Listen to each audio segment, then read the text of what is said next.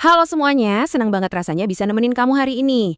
Nah, kamu pernah nggak sih dengar kata investasi, terus di kepala langsung kepikiran, wah itu mah cuma buat orang yang uangnya udah sisa-sisa. Atau mungkin ngerasa, ah ribet banget deh kayaknya. Kalau iya, tenang aja, serius, wajar banget kok ngerasa gitu. Hari ini, lewat panduan ini, kita bakal bedah tuntas materi dasar investasi dengan cara yang paling santai. Nggak ada tuh grafik-grafik yang bikin pusing. Anggap aja kita lagi ngopi bareng, santai, dan aku mau cerita gimana caranya uangmu bisa mulai bekerja buat kamu dengan cara yang super aman dan sederhana. Coba deh kita jujur-jujuran, seberapa sering kamu nunda buat belajar soal uang karena ngerasa modalnya belum ada? Banyak dari kita mikir kalau dunia investasi itu pintu eksklusif, ya cuma buat miliarder atau orang-orang berjas rapi di Wall Street sana. Rasanya kayak buat makan besok aja masih mikir, boro-boro mau investasi. Aku ngerti banget kekhawatiran itu. Dulu aku juga mikirnya harus kaya dulu baru bisa mulai. Padahal kenyataannya nggak gitu loh. Konsep dasar investasi itu jauh dari kata menyeramkan, dan justru emang didesain buat bantu kita-kita yang emang mau mulai dari nol. Biar gampang ngebayanginnya, investasi itu persis banget kayak kamu lagi nanam pohon mangga.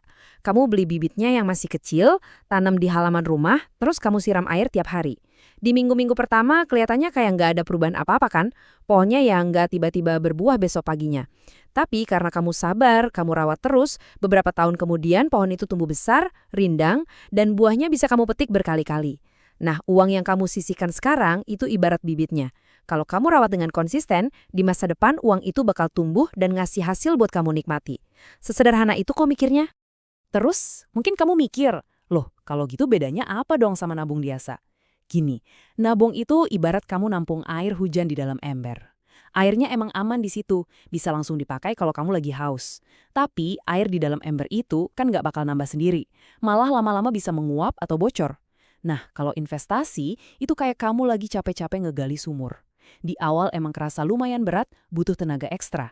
Tapi begitu airnya udah keluar, sumur itu bakal terus-terusan ngalir ngasih kamu air, tanpa kamu harus repot nunggu hujan turun lagi. Oke, kita masuk ke bagian pertama. Musuh tak kasat mata. Kenapa? Diam itu sebenarnya berisiko. Kamu mungkin nanya, ngapain sih repot-repot gali sumur segala? Kenapa nggak biarin aja uangnya aman di dalam ember tabungan beres kan? Nah ternyata ada satu musuh tak kasat mata yang diam-diam ngambilin uang kita setiap hari. Namanya inflasi.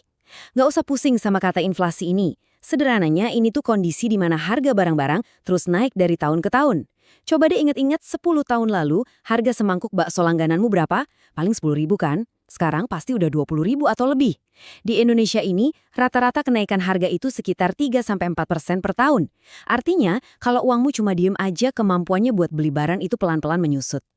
Biar lebih kebayang, kita pakai angka ya. Bayangin hari ini kamu punya uang 1 juta rupiah. Kamu simpan rapat-rapat di bawah kasur, nggak diutak-atik sama sekali. 10 tahun lagi, pas kamu ambil, bentuk kertasnya emang masih persis 1 juta.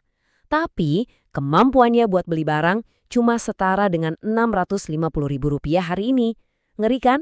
Uangmu diam aja, tapi nilainya turun drastis gara-gara waktu yang terus berjalan. Inilah alasan kuat kenapa belajar investasi itu sifatnya wajib banget kalau kamu mau uangmu bisa bertahan ngelawan waktu. Tapi tenang, kabar baiknya, waktu yang terus jalan itu justru bisa jadi sahabat terbaikmu loh. Kalau kita lihat dari panduan Blueprint for Financial Growth yang jadi referensi utama materi kita ini, di sana dijelasin soal efek compounding atau bahasa gampangnya efek bunga berbunga. Panduan ini mengibaratkan compounding itu kayak bola salju yang kamu gelindingin dari puncak bukit.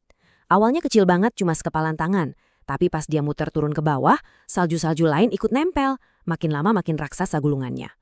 Dalam hal finansial, keuntungan yang kamu dapat hari ini, itu bakal ngehasilin keuntungan lagi buat kamu di tahun depan. Ya persis kayak bola salju tadi. Lanjut ke bagian 2, menghancurkan 3 mitos investasi. Kita singkirkan dulu batasan mentalnya. Sekarang kamu udah paham kenapa uangmu harus diajak kerja. Tapi aku yakin banget nih, di dalam hati masih ada rasa ragu buat mulai gara-gara mitos-mitos yang udah kesebar di mana-mana. Yuk kita hancurin mitos yang pertama, investasi harus pakai jutaan rupiah. Wah, ini murni salah besar. Faktanya, di era serba gampang sekarang ini, batas buat mulai tuh udah ditarik sampai super rendah. Kamu bisa loh mulai beli emas digital cuma pakai uang Rp5.000 aja. Nggak nyampe kan harga segelas kopi susu kekinian? Atau kalau mau nyoba reksadana, cukup dengan Rp10.000. Jadi, alasan nunggu uangnya ngumpul udah nggak relevan lagi sekarang. Terus, mitos kedua yang sering banget kedengeran, Investasi mah sama aja kayak judi, untung-untungan doang. Ini juga keliru. Gini, kalau judi, kamu murni tebak-tebakan buta, lempar koin terus berdoa semoga hoki. Semuanya diserahin ke nasib. Tapi kalau investasi yang benar, kamu tuh pakai data, pakai riset. Kamu tahu persis uangmu ditaruh di mana, ada strateginya, dan yang paling penting banget ada manajemen risikonya. Emang sih investasi itu selalu ada risikonya dan nilainya bisa naik turun, kita harus paham itu. Tapi karena kita punya pelindung layaknya perisai berupa ilmu tadi, risikonya bisa kita kelola, bukan sekedar pasrah sama nasib. Nah, mitos ketiga ini nih yang paling sering jadi penyakit. Nanti aja deh nunggu umur 30-an atau nunggu gaji naik dulu. Wah, sayang banget kalau mikir gini. Ingat cerita bola salju tadi kan? Aset paling berharga dalam investasi itu sebenarnya bukan berapa gede modalmu, tapi seberapa panjang waktu yang kamu punya. Orang yang mulai nyisihin 100.000 sebulan dari umur 20 tahun, hasilnya bakal kerasa jauh lebih besar pas dia pensiun nanti dibanding orang yang masukin 1 juta sebulan tapi baru mulai di umur 40. Mulai dari pagi itu selalu lebih baik daripada nunggu sampai siang bolong. Bagian 3. Rencana aksi aman. Langkah demi langkah menuju investasi pertamamu. Oke, mitos-mitosnya udah kita sapu bersih. Harusnya kamu udah ngerasa lebih lega dan berani dong sekarang. Tapi tenang, aku nggak bakal ninggalin kamu gitu aja cuma dikasih teori. Aku mau bimbing kamu pakai rencana aksi yang super aman. Tapi sebelum benar-benar mulai melangkah, aku harus kasih kamu satu aturan emas yang nggak boleh ditawar. Aturannya begini, jangan pernah sekalipun coba-coba investasi sebelum kamu punya yang namanya dana darurat. Apa tuh dana darurat? Ini cuma tabungan biasa yang isinya cukup buat nutupin biaya hidup kamu selama 3 bulan ke depan. Andai kata, amit-amit besok kamu kehilangan pekerjaan atau sakit. Jangan sampai kamu taruh semua uangmu di investasi, terus tiba-tiba butuh uang cepat. Uangnya lagi terkunci atau nilainya lagi turun. Pokoknya pastiin jaring pengamanmu kuat dulu ya. Nah, kalau dana darurat 3 bulanmu udah beres, baru deh kita bisa naik tangga ke tahap selanjutnya. Langkahnya gampang kok. Pertama, kamu pilih aja aplikasi investasi yang resmi. Ciri-cirinya, pastiin ada logo OJK atau Otoritas Jasa Keuangan, biar uangmu itu diawasi negara dan aman secara hukum. Kamu bisa pilih platform yang udah banyak dipakai orang kayak Bibit, Ajaib, Bareksa, atau Peluang. Langkah kedua, mulai aja pakai nominal yang paling kecil, yang kalau kamu taruh uangnya di situ, kamu nggak bakal deg-degan, misalnya Rp50.000.